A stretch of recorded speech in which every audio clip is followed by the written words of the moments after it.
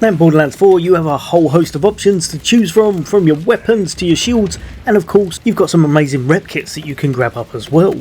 However, if it's my personal opinion, this one is by far and away the best, and that's going to be the amazing legendary rep kit, the Triple Bypass. This rep kit can be used in a whole bunch of builds. It's really cool, it's got a whole bunch of uses, and just overall it's going to give you survivability, damage if you want to, pretty much ticks all the boxes, and it's just amazing to be using on your characters. If you're after one of the best and most powerful rep kits in the game, then the legendary bypass rep kit is definitely one to look out for. So the first thing we'll be going over is how you can actually get hold of this. You're going to want to be down the bottom end of the map over in Fadefields. Then you're going to want to head over to the right hand side, the Dissected Plateau. From there the closest fast travel is going to be Zadra's backup plan. Just a little ways up from here is going to be an abandoned mine, and you're going to want to head down to it, and then you're going to need to make your way all the way through the claim. Keep making your way through and eventually you're going to get to the boss you're after, which is going to be the Back Hive. This guy is absolutely humongous, one of the bigger enemies in the game, and has a really large health bar, all of which is going to be pure health with no shields or armour, so if you've got a damage type that's good for that, such as fire, you should be able to absolutely melt him, no pun intended.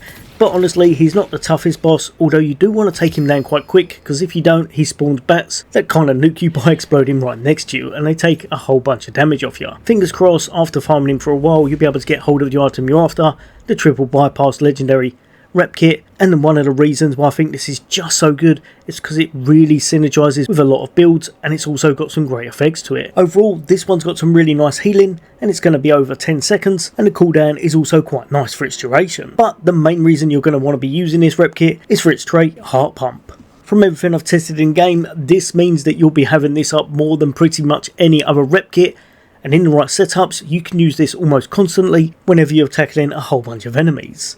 What it's going to do is you're going to have 3 uses of it, which is absolutely amazing from the start, but the icing on the cake is also the fact that now whenever you're taking out enemies, you can have a 30% chance for it to actually refresh one of your charges.